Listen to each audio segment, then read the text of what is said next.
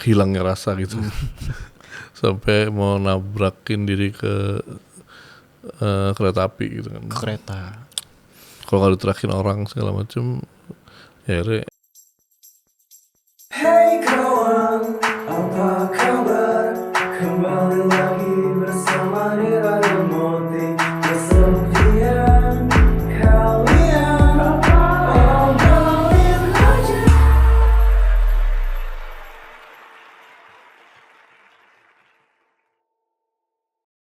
Halo Sobat Nadir, balik lagi ke Nadir Podcast bersama gue Moti. Di podcast ini kita akan membahas tentang pengalaman loneliness dan juga lost point dari para narasumber yang udah hadir. Langsung aja kita sambut narasumber kita di episode kali ini, seorang sutradara yang udah terkenal banget lah. Langsung aja kita sambut Kak Anggi Umbara. Halo Kak. Halo. Thank you banget udah mau datang ke Nadir Podcast nih Kak. Iya. Apa kabar nih Kak? Kabarnya capek. Baru Sibuk selesai syuting jam 1, terus pulang tidur sebentar, pagi udah bangun. Jadi masih badannya masih belum fit banget. Masih belum fit Tapi I'm okay, all good. Thank you banget Kak udah mau datang ke sini. Sama-sama. Lagi ngerjain project apa nih Kak belakangan ini kesibukannya? Kemarin syuting iklan untuk produk klien lah. Seperti yang saya lakukan dari tahun 2003 gitu kan. Profesinya kan juga selain jadi sutradara film, sutradara iklan juga. Kadang kalau ada video klip yang minta saya ngerjain, kalau menarik, yuk gitu. Jadi ya itu menjadi sutradara di 3 divisi itu, 3 platform itu. Banyak juga ya. Nextnya kita baru syuting Gundik. Rencana mau tayang tahun depan sih, insya Allah. Tahun depan. Semoga ya lancar semuanya. Amin. Prosesnya. Selain jadi sutradara, apalagi Kak kesibukannya? Ada lagi Kak? Selain jadi saudara, saya menjadi seorang ayah dari dua anak saya bernama Langit dan Bumi. Terus seorang namanya. Ya, Langit dan Bumi lah. I'm the father of sky and earth. Pengen gitu. Seorang suami juga dari seorang istri bernama Wita Priyanti. Saya juga punya band namanya Purgatory. Bener, Purgatory. Band metal gitu lah. Metal. Dulu sering banget manggung-manggung, makin kesini makin pada sibuk sendiri. Sibuk terus, sendiri ya. Terus ya udah kita karena melakukannya itu cuma untuk not really for business gitu, jadi bukan untuk apa ya, profesi yang legit gitu. Jadi kita ya melakukan sesuai dengan hati aja. Kapan mau buat jiwa band, ya, buat jiwa. Kapan mau ngumpul, itu dia lebih ke ngumpul barengnya aja sih gitu. Terus juga ya saya juga masih nulis. Banyak sih untuk film saya sendiri, saya nulis. Udah sih itu aja sih, mainly sih itu. Oke, aku mau nanya nih Kak. Ya. Awalnya tertarik jadi sutradara tuh gimana Kak? Apa memang suka nonton dari kecil? Suka dari kecil, dari saya mulai bisa mengingat itu saya udah hobi nonton film. Oke. Karena apa ya? Ya emang ayah saya, keluarga saya juga keluarga film, jadi kita suka nonton film semua. Terus dari lahir juga udah ngelihat ayah saya syuting. Jadi papa saya kan saudara film juga. Sering syuting di rumah. Jadi saya ngeliatin syuting begini gitu. Tapi ayah saya meninggal terus saya umur 4 tahun setengah, jadi gak terlalu mengenal. Akhirnya grow up, tapi keluarga saya kayak ibu saya, kakak saya, tante saya masih di film. Jadi lingkungan film, dan saya pun hobinya emang dari kecil tuh nonton film. Nonton film, jadi lumayan movie addict lah gitu. Jadi saya udah menjadi musisi apa segala macam, tapi akhirnya panggilannya ke film juga. Ke film juga akhirnya gitu kan. Berarti emang influence-nya udah banyak banget ya di sekitar itu soal film. Iya, lumayan.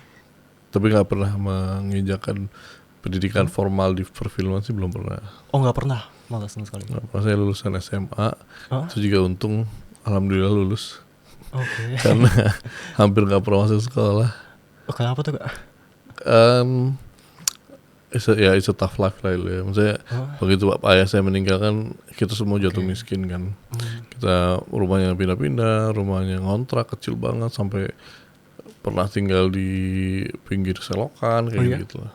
Terus yang akhirnya kita berdua keluarga mencar semua, tinggalnya beda-beda. Sampai kayak suatu saat saya pernah ketemu kakak saya itu nggak kenal gitu kan, sampai karena saking nggak pernah ketemunya gitu kan. Akhirnya ya udah dari masa SD, SMP, SMA tuh yang nomaden lah, tinggal sini gitu. Yang penting sekolah tetap jalan terus. Bahkan kakak saya juga banyak yang cuma lulusan SMP gitu kan. Karena nggak ada yang bisa provide lah untuk bayar sekolah segala macam. Nah saya beruntungnya ya kita as a brothers ya kita help out each other. Saling bantu ya. Terus habis itu banyak juga orang-orang yang care sama kita. Terus ya udah mulai mencari uang tuh, mulai bekerja tuh dari SD itu udah kerja gitu. Dari SD udah kerja. Dari mulai ikut teater, dari mulai bikin komik sendiri, terus dari jualan nasi uduk kalau ke sekolah gitu kan, saya nganter nasi uduk ke sekolah gitu kan. Terus apa aja dilakuin, jual kantong plastik di pasar Minggu situ. Terus setiap ada hujan itu keluar cari duit dari ngojek payung gitu kan. Dan duitnya dipakai buat nonton film. Nonton jadi, di bioskop. Zaman dulu kan bioskop masih banyak banget. Tahun 90-an tuh masih ada 13.000 layar lah di Indonesia. Jadi setiap berapa kilometer tuh ada bioskop pasti gitu. Nah, ya udah dari situ mulai ya mencari uang dari kecil. SMP mulai menulis skenario. Terus main teater juga. Terus akhirnya sekolah nggak menjadi prioritas buat saya gitu. Terus ya sekolah asal kita bisa sekolah ya, lulus aja sih gitu. Asal lulus ya. Soalnya menurut saya itu juga saya selalu ranking 45 dari 45 siswa gitu kan, ranking terakhir gitu. Jadi selalu jadi patokan orang-orang naik kelas apa enggak gitu kan. Dan ya itu sekolah nggak menjadi prioritas karena kita tahu bahwa ya kita harus survive in the real world gitu kan. Betul. Dan menurut saya sih itu sekolah is not the real world gitu kan. Betul. Jadi ya udah kita harus survive di luar. Dari SMA kelas 1 tuh udah main musik di kafe-kafe, jadi malam main malam. Jadi kalau pulang malam tuh jam 3 pagi, jam 4 pagi. Ya nggak bisa lah pagi jam 7 pagi masuk sekolah gitu. Kadang malah saya tidur di sekolahan gitu kan, bangun jam 9 baru masuk kelas. Kadang setiap malam dulu nelfonin teman-teman buat tidur di rumah mereka, numpang tidur gitu. Di rumah teman-teman saya SMA ya, atau di studio latihan gitu kan. Gitu, sampai akhirnya ya kita berusaha untuk ngumpul lagi, ngontrak rumah lagi bareng-bareng, pecah lagi ngontrak rumah lagi, pecah lagi. Sampai itu udah sama Purgatory belum? Akhirnya ketemu Purgatory itu di SMA. Itu zaman-zaman ngeband ya, itu saya sering numpang tidur di rumahnya anak-anak Purgatory juga gitu kan. Ya akhirnya mulai dari sana, satu bikin band metal, satu bikin band progresif, ada juga yang bikin band malam lah, main malam. Selain Purgatory itu banyak. Wah, berarti di musik juga aktif banget dong. Aktif, mungkin karena dari ibu saya kali ya, almarhumah. Jadi yang dia kan dulu juga guru musik dan penyanyi juga gitu kan. Pantas. Terus ada music blood also kali ada in my blood ada musiknya gitu kan. Terus dari papa mungkin ada film, ya udahlah antara dua itu aja gitu. Dan kita tahu dari mulai sekolah pun ya mungkin ini jalannya kita mesti di sana gitu kan. Misalnya follow our passion, follow that what we're good at gitu kan. Benar. Jadi dari lahir udah darah sedih banget ya. Yang kayaknya sih begitu sih kayak. Nah itu termasuk titik terendah Kak Anggi nggak sih selama masa-masa itu? Sebenarnya rendah tingginya kan itu subjektif ya. Misalnya berdasarkan perspektif kan. Misalnya kalau kita sih dulu menjalani aja, kita nggak melihat kita ada di bawah nih. Maksudnya kita melihat bahwa kita waktu saya pernah sampai yang titik terendah mungkin makan nasi putih itu minta sama tetangga. Setiap nasi putih minta tetangga, kita coba lauknya itu cuma bawang merah sama garam gitu. Bawang merah sama garam. Iya, buat supaya ada rasa aja gitu kan. Kadang cabai gitu. Karena kalau ada kol aja gitu atau sayuran itu udah mewah sekali gitu kan. Gitu. Itu bertahun-tahun kayak gitu misalnya waktu lagi saya umur 8-7 tahun yang di kelas 3 SD gitu kan, itu ngalamin kayak gitu kan. Setiap kita jual ojek payung dapat uang berapa 150 perak gitu, kita beli oncom, beli tempe gitu, itu udah mewah sekali gitu. Mungkin itu dibilang titik terendah, tapi begitu kita melihat yang lainnya gitu kan, sekeliling banyak yang jauh lebih rendah gitu kan. Benar. Gitu. Jadi kita masih sehat, masih diberi kesehatan, masih bisa macam-macam, tapi ada yang mungkin lebih ya kayak punya penyakit yang nggak bisa disembuhin atau apa gitu ya ketemu di lampu merah di jalan yang oh my god, maksudnya kita masih bisa bilang alhamdulillah, bersyukur bahwa kita masih dikasih kesehatan, masih diberikan, masih bisa ngumpul sama keluarga dan orang tua gitu, biarpun di rumahnya di pinggir got gitu kan, tapi ya itu titik terendah tuh semana ya, tergantung kita melihatnya sebenarnya kan. Benar. Mungkin juga yang orang-orang yang kita lihat dalam mobil, enak ya punya mobil kayak gitu, saya waktu kecil gitu ya. Mungkin juga mereka nggak bahagia gitu kan, mungkin mereka juga nggak ada yang tahu ya. Nggak ada yang tahu, jadi kita nggak tahu sih yang terendah itu di mana gitu kan. Tapi kalau untuk dari perspektifnya hidup saya, kalau secara finansial mungkin itu yang kita sempat yang terpuruk banget waktu lagi papa nggak ada gitu. Jadi benar-benar ngerasain jadi anak yatim gitu ya, dengan ibu saya dengan 7 anaknya. 6 anak, 6 laki-laki. Wow. Dan masih kecil-kecil pula, saya masih kecil, tuh masih 4 tahun. Dan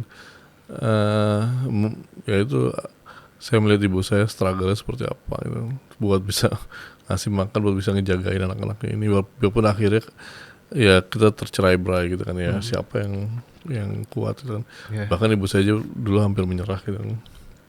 Itu berat banget sih gitu. Dan kalau dilihat ya mungkin dengan menurut itu saya seperti yang mencoba untuk bunuh diri pernah.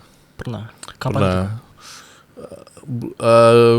Ada 2 fase sih. Pertama yang 3 sebenarnya ada beberapa fase sih gitu kan. Cuma yang fase pertama tuh ingat terus masih SD.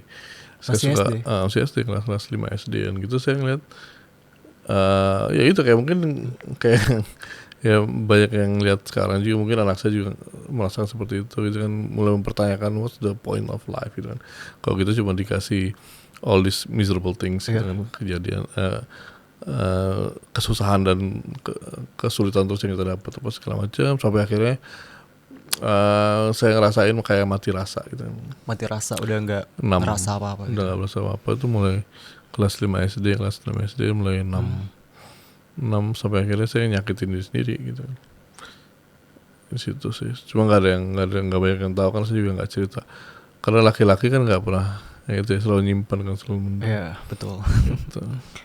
Di kelas 5 SD itu udah bisa kepikiran gitu. Udah. Itu sekarang ini Kak Anggi amazed gak sih? Kayak kok bisa sampai kepikiran gitu? Nggak amazed juga sih. Maksudnya emang karena ya memang seberat itu dulu ya. Emang perjalanan aja, sebuah perjalanan kehidupan. Dan kalau ngeliatnya sekarang sih masih beruntung, masih bilangnya alhamdulillah, karena banyak yang lebih nggak beruntung dari itu gitu kan. Banyak yang nggak menemukan jalannya itu banyak gitu. Itu yang pertama. Yang kedua pas pergi SMP tuh saya pengen kelas 2 kelas 3 SMP itu ya itu kembali lagi rasa itu, terus yang bukan rasa kali ya, hilangnya rasa gitu. Sampai mau nabrakin diri ke kereta api gitu kan. Kereta.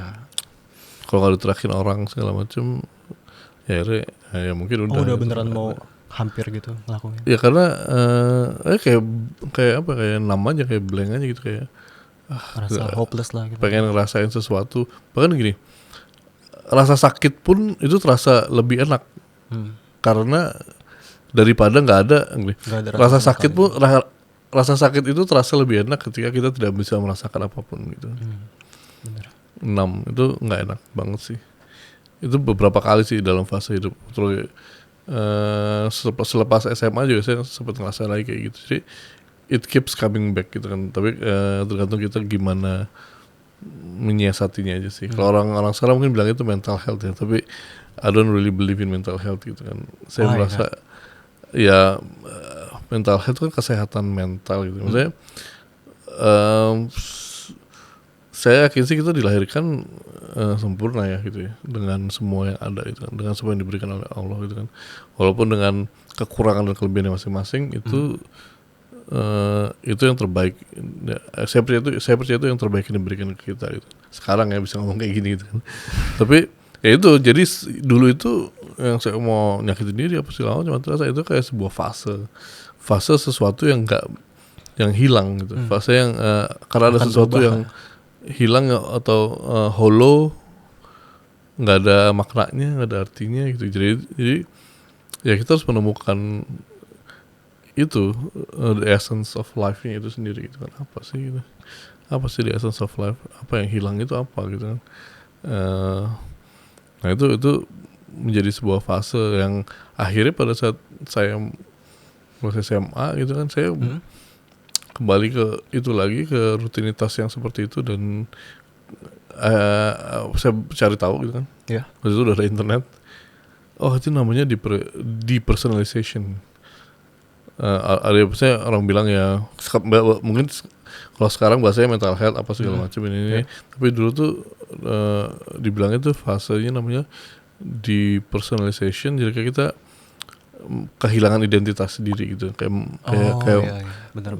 masuk ke dalam sesuatu yang kayak kita juga bisa ngelihat dari jendela doang gitu, kayak diri kita terperangkap dalam sebuah apa ya, kayak tabir atau apa yang kita nggak yang itu ya, kita nggak bisa merasakan, cuma bisa melihat aja gitu kan.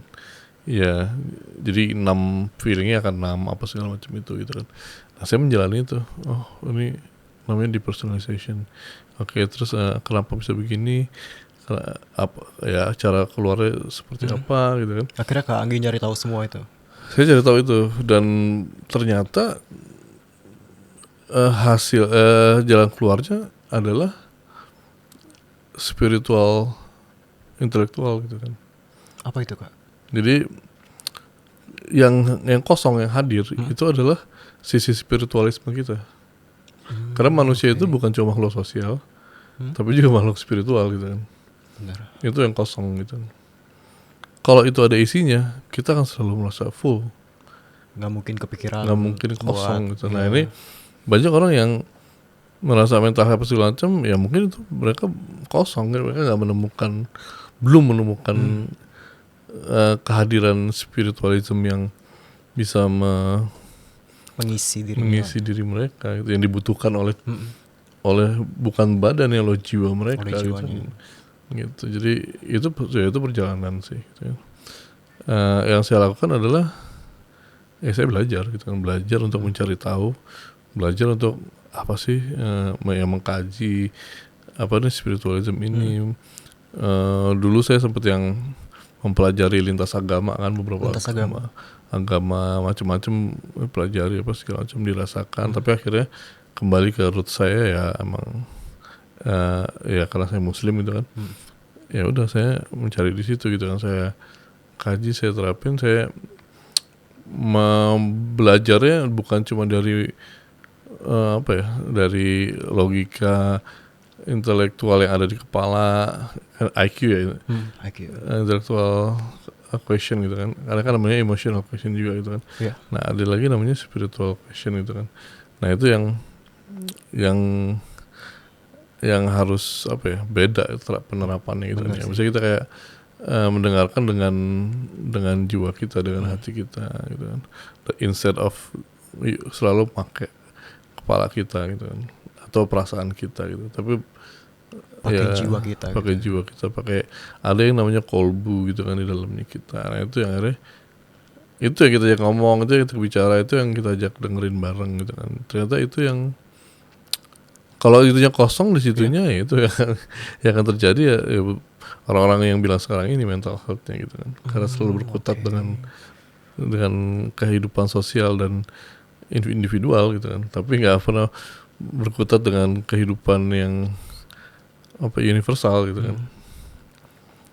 Itu sih ya, saya mulai melakukan perjalanan kan, journey traveling keliling Jawa lah, mulai dari ke tempat-tempat religius, ke makam-makam. Seru banget itu.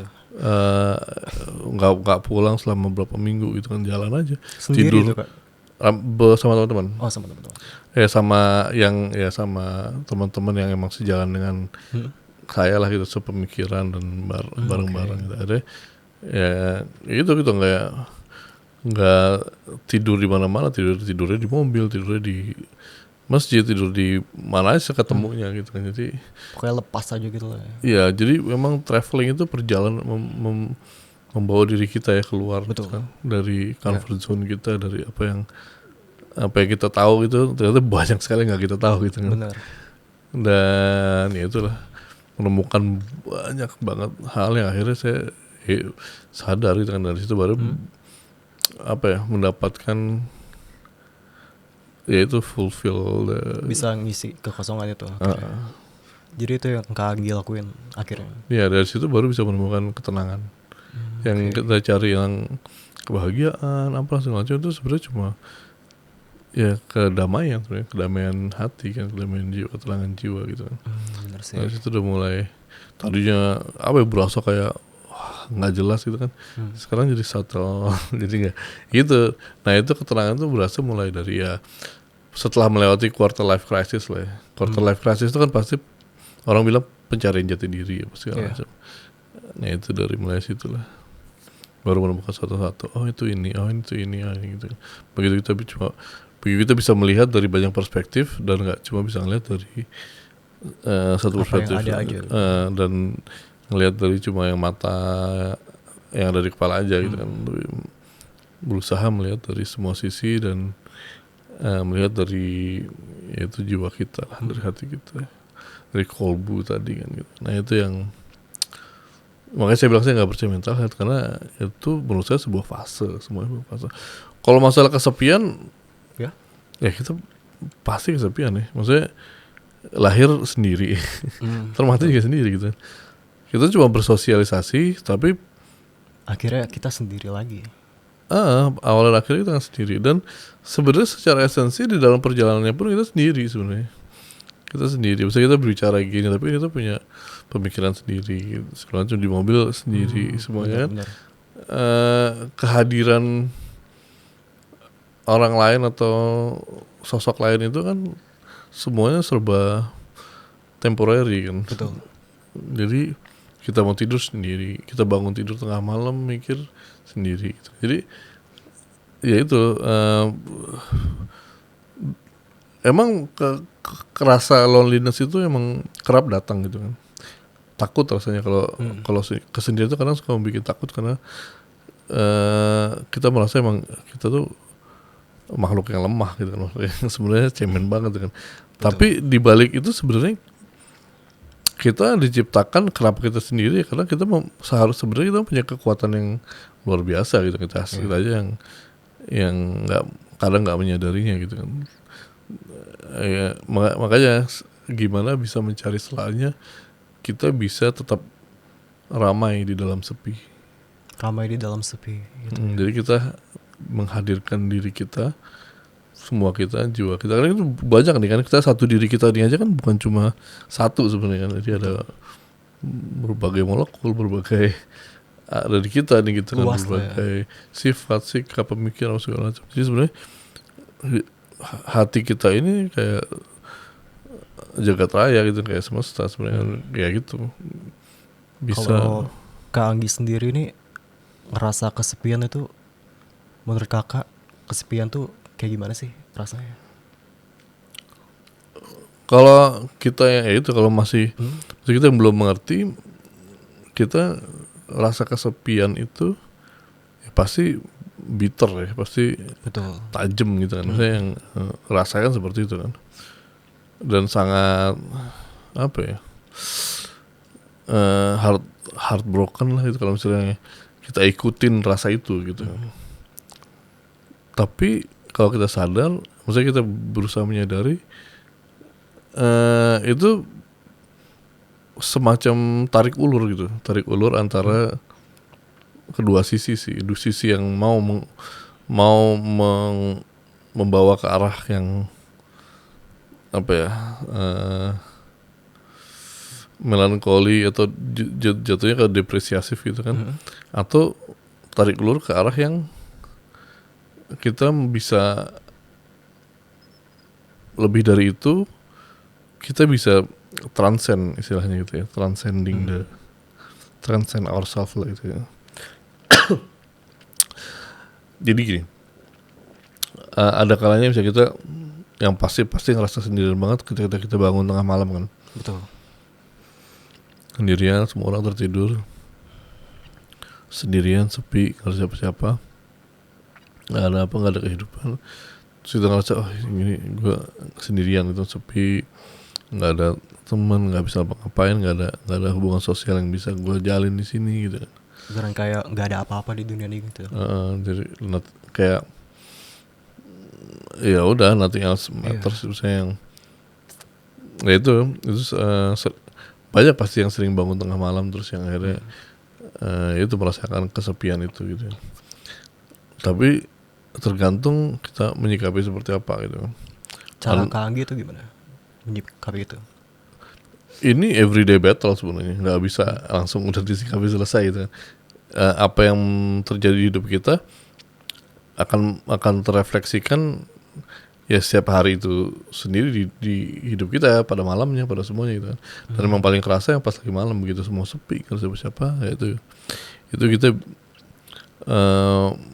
yang kita yang menentukan kita mau bagaimana gitu kan. Ada yang mempertanyakan ya dirinya, ada yang mempertanyakan semuanya gitu kan. Betul. Terus sebenarnya itu waktu yang timing yang bagus banget sih buat mencari itu gitu kan, buat mencari apa yang kita mau, apa yang kita sebenarnya, apa yang kita inginkan, terus apa yang seharusnya terjadi. Di Jadi saat kita sendiri. Ya, jadi itu sebenarnya sebuah anugerah ya, sebuah blessing untuk bisa menggunakan kesendirian itu sebagai kontemplasi. Kita berkontemplasi, kita merenung. Ya berkontemplasi kita. Mungkin ada yang bilang meditasi, ada yang bilang orang Islam bilangnya tafakur atau apapun itu gitu. Apapun itu ya. Ya kita berbicara dengan diri kita sendiri, kita bicara dengan semuanya, dengan sifat-sifat kita, dengan pilihan-pilihan yang kita buat, semuanya gitu. Kita berkomunikasi dengan semua itu gitu kan. Dan itu jarang terjadi karena pada saat kita sendiri kita selalu memikirkan ego kita yang akhirnya ego kita untuk maunya ditemenin, maunya ada siapa gitu kan. Jadinya itu yang bikin kata loneliness itu gitu kan. Loneliness itu hadir. Kalau menurut saya ya gitu. Jadi itu tergantung pilihan kita sih. Kita mau menentukan kita mau jadi orang yang loneliness atau enggak. Betul. Gitu. Kalau diikutin emosi kita, ya kita akan merasa, aduh sedih banget ya gue gitu kan.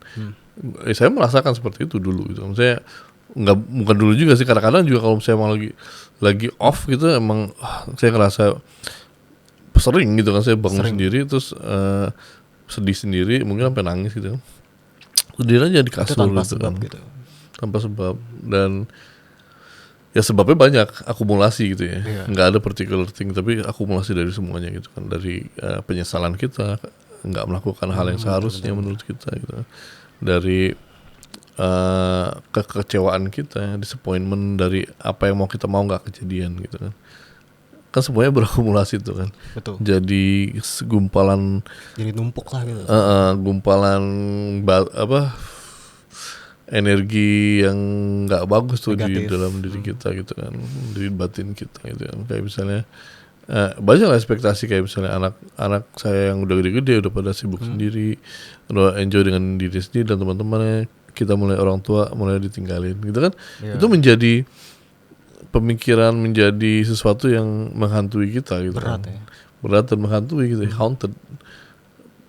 Yang haunted itu pada saat ya kita sendiri itu datang gitu kan, menghantui kita bahwa oh iya, nah lu sendirian lo, dulu semua lo hidup lu kasih buat mereka, tapi sekarang mereka ninggalin lo gitu kan. Ya udah, kalau kita mau terpuruk ya gitu udah jatuh nangis dan ya udah berlinang air mata dan segala macam gitu kan. Tapi ya itu sebuah fase.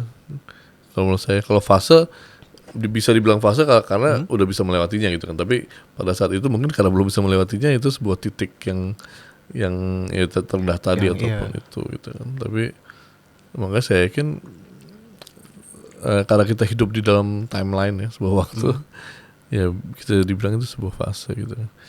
Kita sendiri yang menentukan mau ya kayak tadi kan, mau ada banyak yang meninggal karena itu, karena depresi, stres, bunuh diri apa segala macam, atau ya kita mau rise, mau bangkit dari situ dan menyikapinya, atau kita mau ya chill aja bro gitu kan.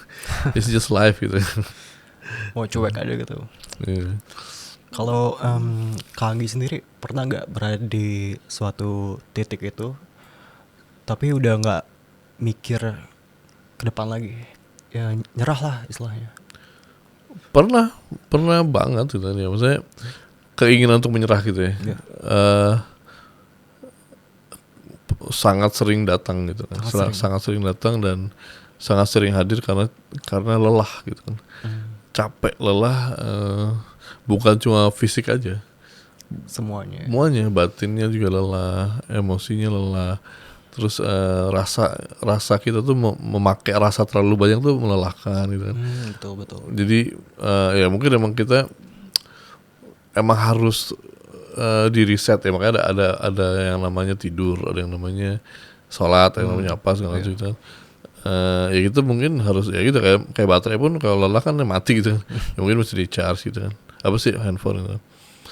Ya sering banget itu datang, dan pernah saya yang sampai akhirnya pernah meminta, bahkan pernah hampir meminta mungkin. Dia bilang kalau ya Allah gue capek banget nih gitu kan, lelah banget gitu kan.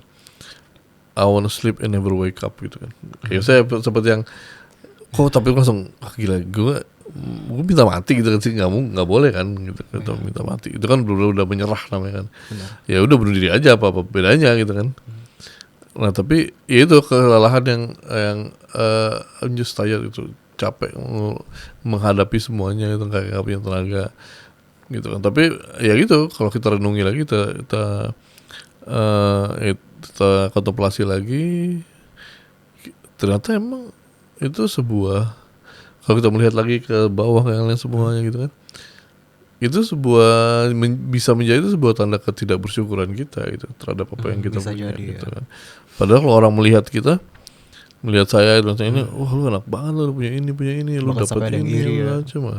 Tapi kalau merasa kayak gitu, kita yang gitu, jadi pada saat kita berusaha, kita keluar dari diri kita dan masuk ke orang lain yang merasa yang situasinya berbeda dengan kita, mereka akan melihat, oh lu orang yang nggak bersyukur bro gitu. Jadi itu yang kadang wake up call-nya kadang di situ, mengingatkan terus diri kita bahwa ya itu kita cuma kurang bersyukur kok gitu sebenarnya gitu. Coba saat itu aja begini, lelah, capek, ya itu energinya habis ya, jangan menyerah gitu kan. Istirahat boleh gitu kan, rekreasi, istirahat, apa yang mau namanya healing apa segala macam memang diperlukan gitu kan. Untuk emang merecharge kita, untuk mungkin mencari inspirasi, mencari perspektif baru. Itu kita emang disuruh untuk travel the world kok, kita sering-sering berjalan, sering travel kemana aja gitu kan. Bahkan bukan cuma ke negara lain, ke kampung-kampung sebelah juga kita travel, juga pasti travel ya. Iya lah, pasti nemuin oh ini ada ini ya. Pasti ada sesuatu yang kita baru tahu. Wah kok abang-abang ini begini ya kayak gitu deh. Kadang jalan aja terus keluar, mungkin ke mall atau ke apa, ngeliatin orang apa. It could be something gitu. The trigger is everywhere gitu kan. Nah, itu sih maksudnya itu setiap hari, setiap kalau mau menyerah gitu, ya udah. Kalau masih ada kekuatan, berusaha mengingatkan diri atau diingatkan sama yang lainnya, either itu sahabat kita atau istri kita atau anak kita atau apa yang kita lihat gitu kan. Ya itu menyerah itu is not the answer sih gitu. It's not a choice gitu. It's not a choice. Istirahat boleh tapi jangan menyerah. Tuh guys, istirahat boleh tapi jangan nyerah. Nah kalau soal kehilangan diri sendiri yang tadi Kak Anggi bilang itu apakah masih sering Kak?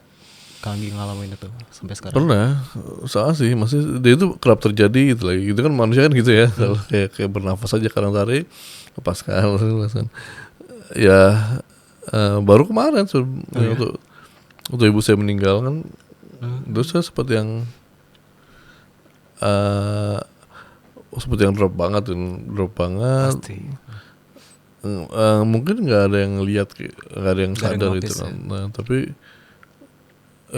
ya saya ngerasa what's gitu kan, what's the point gitu of this gitu kan.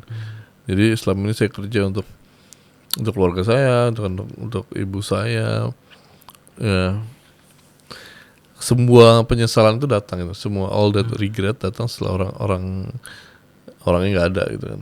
Harusnya dulu saya begini, harusnya dulu kita begini gitu kan. Dan sekarang apa gitu kan, sekarang mau jadi saudara karena apa lagi gitu. Udah nggak bisa dilihat sama ibu saya gitu kan, udah nggak bisa membuat dia bangga lagi gitu, udah nggak bisa ya membahagiakan dia lagi gitu kan. Nah itu berat banget sih.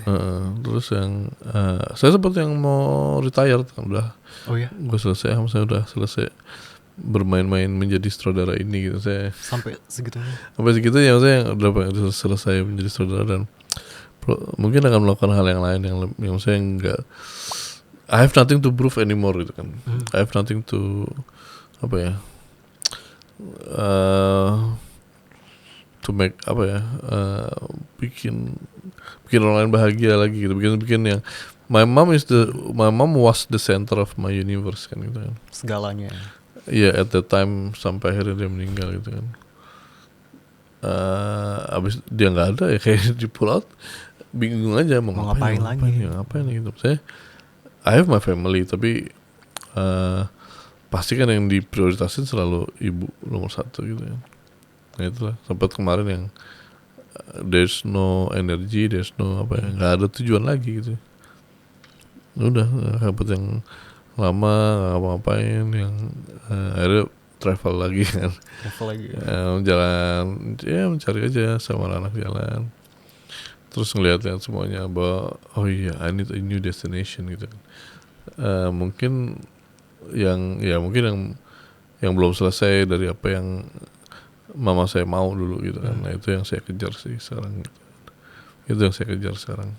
Jadi mama masih menjadi alasannya sampai sekarang. Iya, kehendak kemauannya dia dulu yang belum sampai, ada yang belum kesampaian lah gitu. Ada yang belum saya kasih gitu kan. Nah itu yang salah satunya yang menjadi kekuatan untuk drive me forward gitu kan. Ya itu yang gak enak banget depresinya. Maksudnya sampai ya gitu, malam bangun sendirian terus kayak ya nangis sendiri gitu kan. Terus mimpi kayak berasa masih ada mama gitu kan. Bahkan sampai kemarin mau berangkat juga dianterin ke depan, pas tahu lagi ketiduran di kursi gitu, pas bangun tahu hilang, nggak ada gitu. Kayak gitu kehilangan seseorang itu emang sakit banget sih. Maksudnya lu nggak akan pernah tahu gimana rasanya sampai lu ngerasain gitu.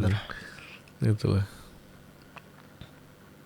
Nah, itu mungkin itu yang paling dekat, yang titik terendah gue, yang gue rasain the lowest point mungkin yang main kehilangan nyokap sih. Dan hebat banget Kang Anggi masih bisa bangkit lagi ya hingga saat ini. Iya, ya alhamdulillah, dan emang harus sih, dan ya iyalah, orang bilang time heals gitu kan, tapi sebenarnya nggak heal banget sih. Tapi kalau kita nggak ngapa-ngapain ya nggak heal juga. Makanya. Tapi ya akhirnya ya healing juga. Tapi ya gitu, kita mungkin heal tapi we cannot forget gitu kan. Betul. Dan yang worstnya adalah sometimes we cannot forgive ourselves gitu kan. Akan all those regretment gitu kan, semua penyesalan itu gitu kan. Sometimes ya gitu, forgiving ourselves tuh lebih berat dibanding maafin orang lain.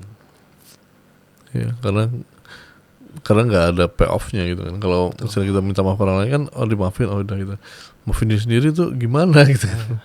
Gitu kan. Nah itu yang kadang masih suka menghantui sih. Penyesalan, regret, harusnya melakukan ini, harusnya begini. Hal-hal kecil aja gitu kan, tapi sering datang, keep haunting me gitu kan. Tapi ya udah menangkis aja dengan apa ya, dengan hal yang lebih konstruktif aja gitu ke depannya. Tapi kalau dibilang ada kesedihan itu nggak akan hilang sih, ada terus gitu. Itu bakal ada terus. Pasti gitu. Pas setiap kali kita ingat, tapi setiap nonton film tentang ibu apa gitu. Bener sih, pasti ke trigger ya langsung. Pasti ke trigger gitu. Maksudnya, and that's the beauty of life sih. Maksudnya Betul. itu mengajarin kita kalau ya udah, mengajarin banyak hal lah, a lot of things lah. Even the little things matters gitu kan. Kalau pelajaran paling berharga yang Kanggi dapat dari selama hidup inilah apa Kak? Pelajaran paling berharga, Ya. life is short man. Sharp, betul. Iya, maksudnya don't take it for granted lah. Dan apa ya?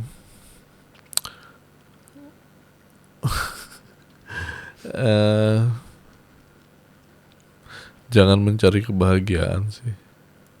Kenapa itu Kak? Apa ya? Jangan mencari, karena kebahagiaan itu egois gak sih? Kalau gue mencarinya manfaat. Karena dengan lo menjadi manfaat, kebahagiaan itu gak menjadi egois gitu. Kalau lo mencari kebahagiaan lo sendiri kan, ya lo sendiri yang bahagia gitu. Betul. Tapi kalau dengan lo menjadi manfaat, banyak orang yang akan bahagia gitu. Dan kebahagiaan mereka kalau multiply, itu kebahagiaan yang sejati sih gitu. Benar ya.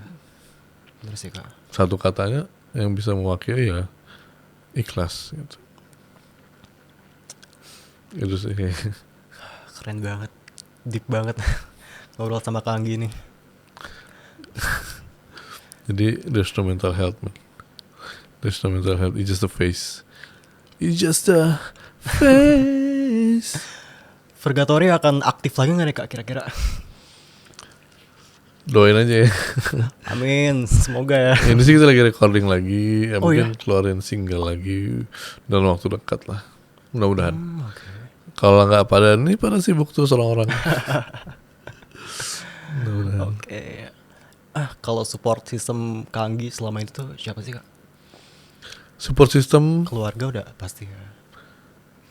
Support system pasti ya, maksudnya orang-orang keluarga, kakak, teman-teman pengajian, teman-teman kantor, semuanya sih menjadi support system. Support system ya in a way mereka support lah, in a way biarpun banyak yang let's say mereka hate me gitu ya, ada haters gue gitu. In a way apa yang mereka lakukan contribute ke dalam hidup gue ya, it's menjadi sebuah support system yang beda aja gitu. Betul. Tapi do we really need support system? Pertanyaan itu. Kalau menurut Kanggi, support system itu penting atau enggak Kak? Penting, tapi lebih penting Ya. kita yang menjadi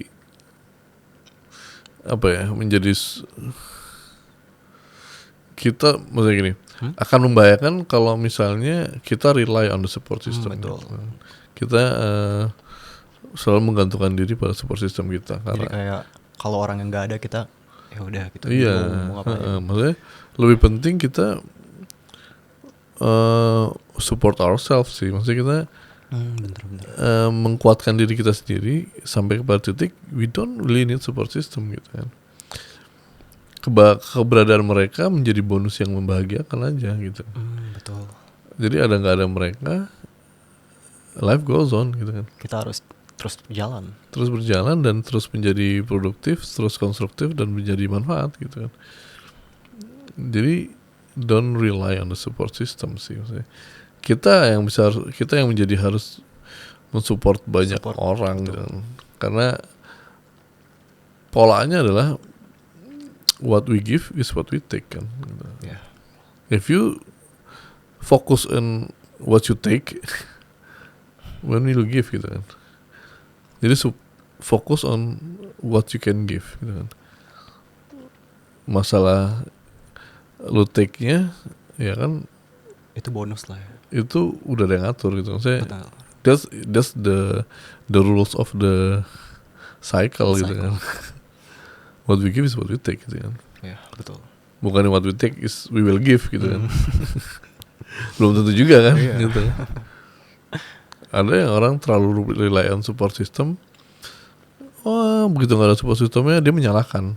Begitu support systemnya gak sesuai dengan dia, lu sih gak support gue maksudnya. No man gitu kan. Don't be like that lah gitu kan.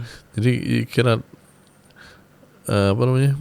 rely, push or demanding a support from anyone. Because ya tadi kan kita sampai blaming gitu ya.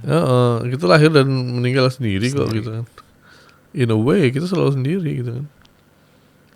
Itu yang mesti kita fokus ya, what we can give, bukan what we can take, what support that we can take gitu kan.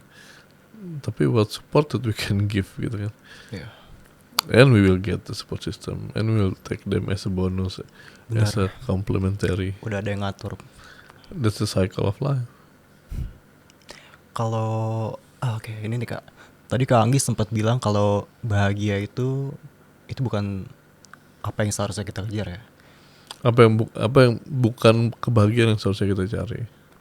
Tapi Kak Anggi sendiri nih pernah gak sih punya momen yang benar-benar bahagia banget? Tadi kan kita udah cerita yang sedih-sedihnya.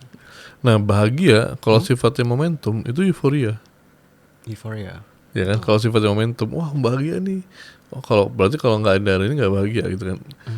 Kalau itu dikatakan bahagia, bukan, itu euforia namanya. Kalau menurut saya gitu kan. Kalau sifatnya masih momentum ya. Bahagia itu tadi kan saya bilang ya kedamaian, ketenangan hati gitu kan. Inner peace ya. Namanya serenity ya kan, ya inner peace lah. Itu bahagia kalau saya. Jadi bahagia itu kayak iman. When you have it, you cannot let go of it gitu kan. Betul.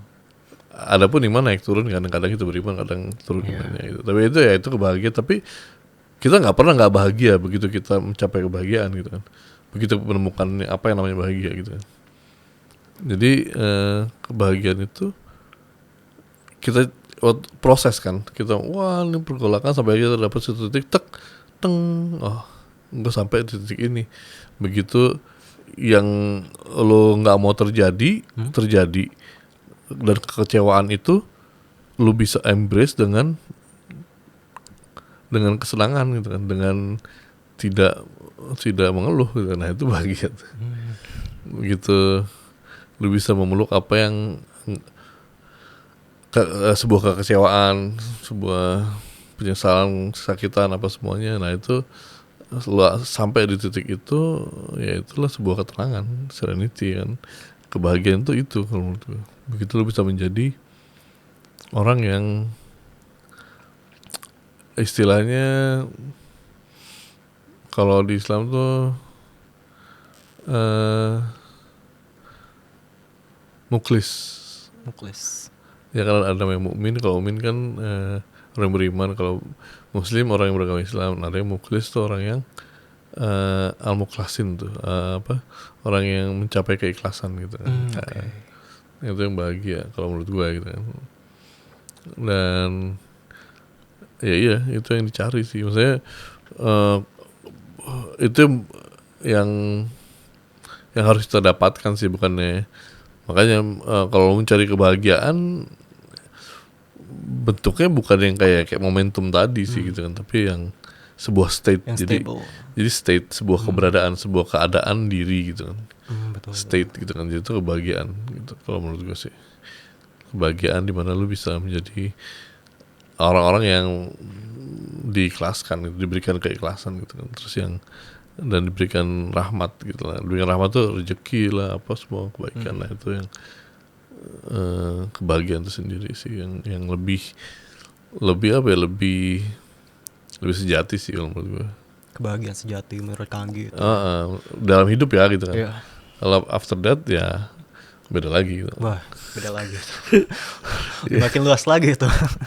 Iya, maksudnya ya itulah titik kebahagiaan. Misalnya bukannya kebahagiaan yang sifatnya momentum, dapat piala, dapat duit, dapat apa segala macam. Emang itu membahagiakan, rasanya tuh menyenangkan gitu kan. Nah itu, tapi itu bukan kebahagiaan yang sejati. Itu ya kalau momentum sifatnya euforia aja. Kalau bahagia itu kebahagiaan kalau menurut gue yang lebih apa ya, lebih solid gitu, lebih sustain, lebih stable. Ya itu kehadiran yang tadi lah gitu. Wah gila. Langsung dapat banyak banget insights di episode ini. Mungkin gue yang umur 25 nggak akan bisa ngomong kayak gini, tapi kan ya proses kan. Betul. Dulu juga gue galau parah gitu kan, tapi gue nggak pernah menyebut diri gue mental health sih. It's just a phase aja gitu. Dan gue yakin semua orang bisa melalui fase itu asalkan bisa menemukan jalannya. Itu tadi kan, the spiritual essence-nya yang harus, spiritual intelektualnya yang harus dikuatin. Apa tadi namanya dispersonalization? Apa? Depersonalization. Depersonalization. Jadi your personality yang broken gitu kan. Apa namanya? Identity, kehilangan identitas gitu. Betul, itu berat banget sih rasanya. Oh iya pasti. Dan ya gue merasakan itu beberapa kali di beberapa fase dalam hidup. Apalagi gitu. Beberapa kali. Tapi ya that's life gitu. That's life, betul. Ya mungkin ada saatnya misalnya kayak ya kalau laki-laki kan gitu kan, lo merasakan lo kesusahan, lo ke apa, lo nggak cerita gitu kan. Beda sama cewek kan, kalau perempuan kan lebih banyak berceritanya, habis itu lepas sudah selesai, dia lebih enak rasanya. Laki-laki dia mau cerita ke siapa gitu kan, lo curhat kan dibilang manja gitu kan. Kalau dulu kan kayak gitu kan, ya itu emang waktunya bukan untuk diceritakan tapi dikontemplasikan, direnungkan. Lebih banyak kesana sih, itu yang akan lebih produktif kalau menurut gue. Keren banget. Oke. Kak, kalau harapan Kanggi sekarang ini apa nih Kak buat kedepannya? Harapan untuk diri gue apa harapan untuk diri sendiri apa? Harapan gue untuk diri gue sih, gue bisa menjadi orang yang lebih baik dari sekarang sih. Gue merasa orang yang gue yang mungkin 10-15 tahun lalu lebih baik dari gue yang sekarang. Gue merasa ada apa ya namanya, gue nggak tahu apakah ini namanya degradasi atau di sebuah fase lagi, tapi ya itu gue harus menjadi lebih baik dari ini sih. Ada hal-hal yang apa ya, emang ya maksudnya gini, orang yang kesulitan kita di tingkat sini nggak sesulit kita pas di sini kan. Maksudnya semakin tinggi orang tingkatannya pasti semakin banyak anginnya kan. Semakin besar anginnya semakin banyak ininya gitu. Makin banyak tantangannya lah. Gitu. Tapi ya mungkin itu yang lagi gue rasain kali. Jadi di dalam diri gue tuh lagi banyak banget, bukan mungkin cobaan atau ujian atau apapun itu gitu kan. Tapi gue ya itu sih, gue berharap bisa melewati itu semua sih. Sifatnya bukan yang apa-apa, tapi yang lebih ke personal gitu kan. Lebih ke yang pertarungan batin sih, battle inside. Bukan nothing bukan hal yang common pastinya gitu kan. Tapi ya itu semua orang kan punya battle-nya sendiri-sendiri lah. Betul. Ada yang battle sama anger, ada yang battle sama drugs, ada yang battle sama apa. Ya. Tapi ya inilah, setiap orang punya battle-nya sendiri-sendiri gitu. Dan mungkin ya nggak tahu, mungkin banyak yang bilang gue overthinking apa segala macam, tapi ya itulah emang harus dijalanin kan, It's the battle gitu. Setiap orang punya battle-nya masing-masing lah, dan setiap hari kita bertarung melawan itu gitu kan, otak dan hati kita, siapa yang akan menang gitu kan. Betul. Ya itulah harapan gue sih, gue bisa menang terus nih battle melawan antara pertarungan antara otak dan hati, dan pengennya sih ya hati terus yang menang ya kan. Kalau begitu terus yang menang, hati terus yang menang, jiwa kita terus yang menang. Kadang-kadang otak tuh play tricks on you gitu kan. Betul.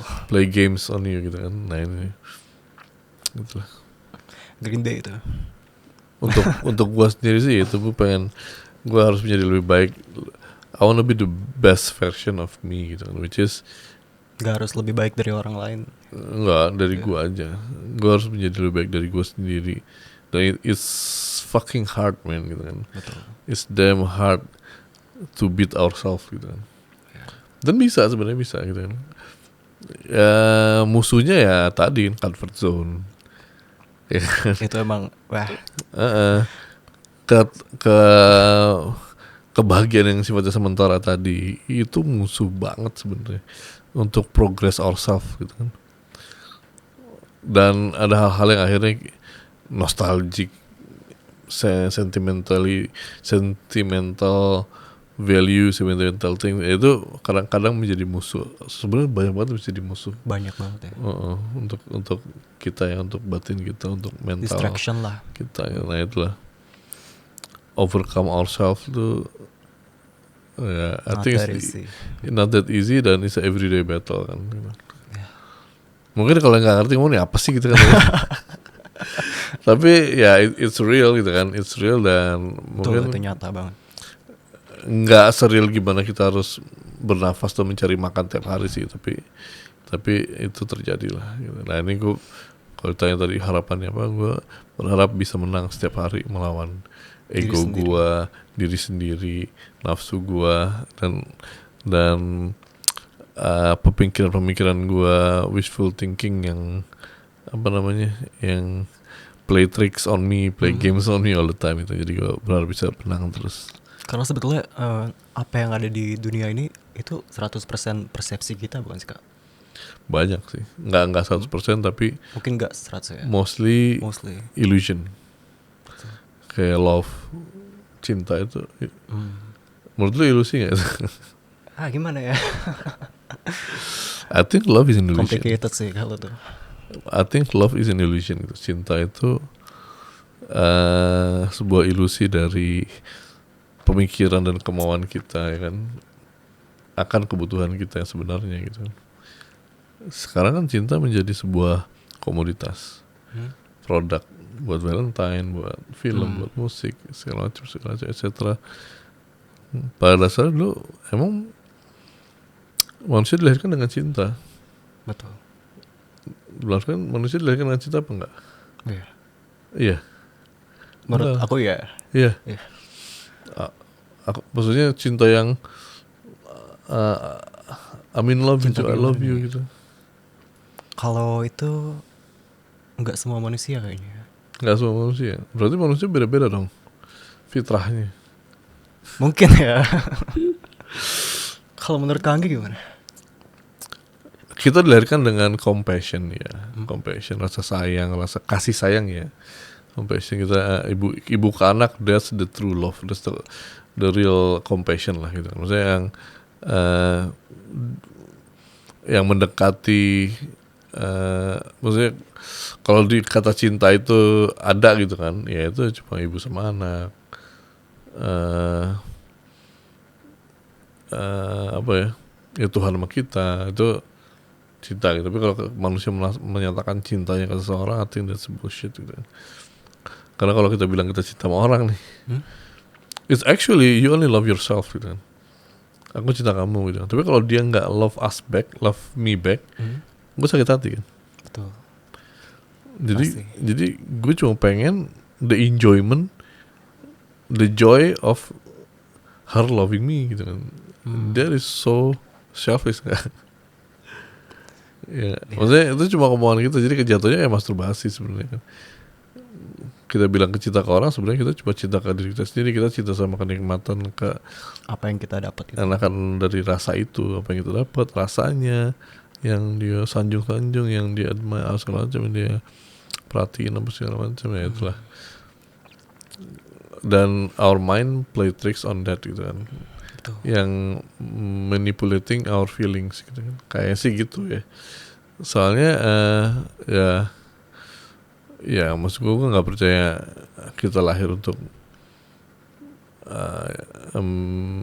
mencintai seseorang sampai segitunya kayak gitu kan. Jadi kalau gue cuma bisa bilang kalau emang lu benar-benar cinta sama seseorang, itu seberapa besar pengorbanan lu yang akan lu lakukan terhadap orang itu.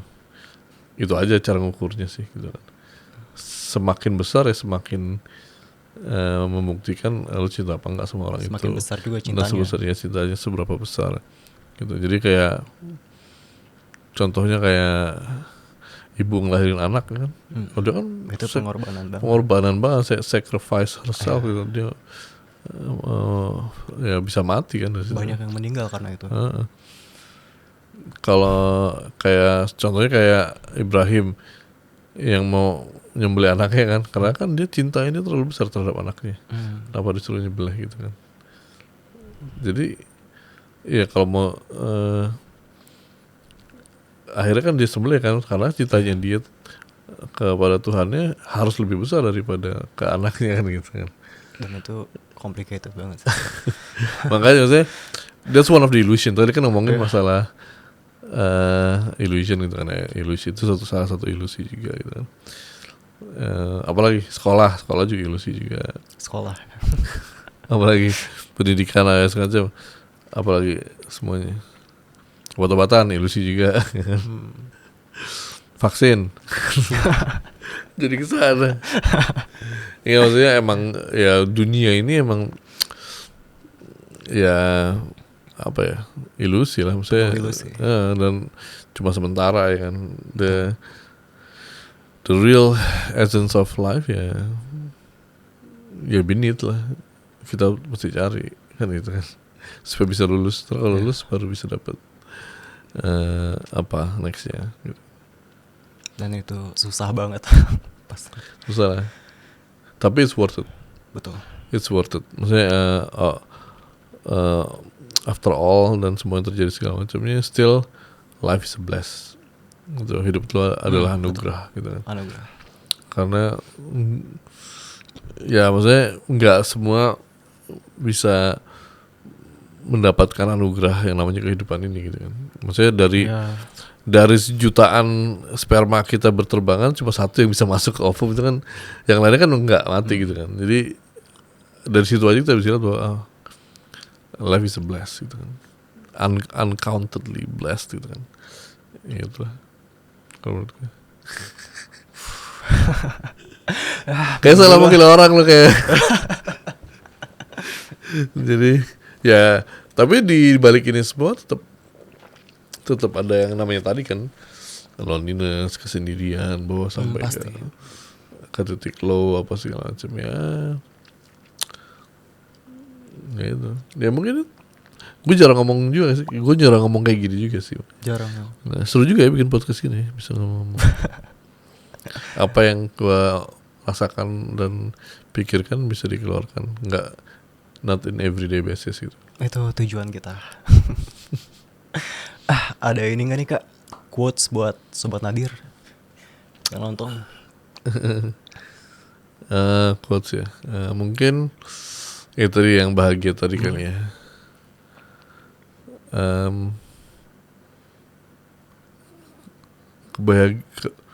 Kebahagiaan itu bisa diukur dari seberapa rasa bersyukur kita. Jadi bisa dibilang kebahagiaan itu ilusi juga ya. Jadi kebahagiaan itu adalah seberapa bersyukurnya kita terhadap hidup ini. Kalau kita nggak bersyukur, ya we will suffer gitu.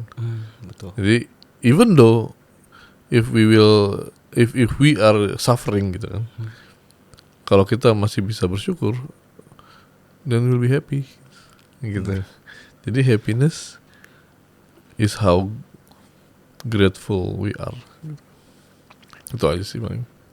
Jangan lupa, jangan sibuk mencari bahagia. Cukup bersyukur aja dan lu pasti bahagia. Be grateful guys. Be grateful lu bisa nafas. Be grateful lu masih bisa minum air putih, gak kayak orang-orang di Gaza. Maksudnya ya itulah. Jangan sibuk mencari kebahagiaan. Bahagia itu cuma diukur dari rasa bersyukurnya kita. Kita yang memilih untuk bahagia. Kalau kita mau bahagia, cuma perlu bersyukur. Setuju gak? Setuju. Oke Kak, sebelum kita closing nih, ada gak yang mau dipromosiin nih Kak? Promosiin ini Gundik. Film Gundik lagi proses editing. Semoga tahun 2025 bisa tayang di bioskop. Guys, tungguin ya. Dan jangan lupa buat follow Kak Anggi nih. Di mana Kak? Apa? IG @anggi_umbara. Nanti ada di bawah sini pokoknya. Oke. Ini nih Kak. Kita punya merchandise buat Kak Anggi. Thank you. Thank you. Thank you banget Kak udah mau menyempatkan waktunya buat hadir ke Nadir Podcast. Dan wah tadi banyak banget yang baru gue dapetin sih jujur. Insights baru ya. Oke, kita foto dulu Kak. Boleh.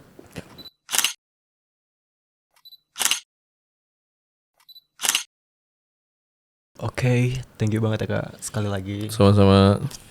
Oke Sobat Nadir, thank you juga buat kalian yang udah nonton episode kali ini. Jangan lupa buat like, comment, share, subscribe, dan juga nyalain lonceng notifikasinya biar gak ketinggalan episode terbaru dari kita. See you.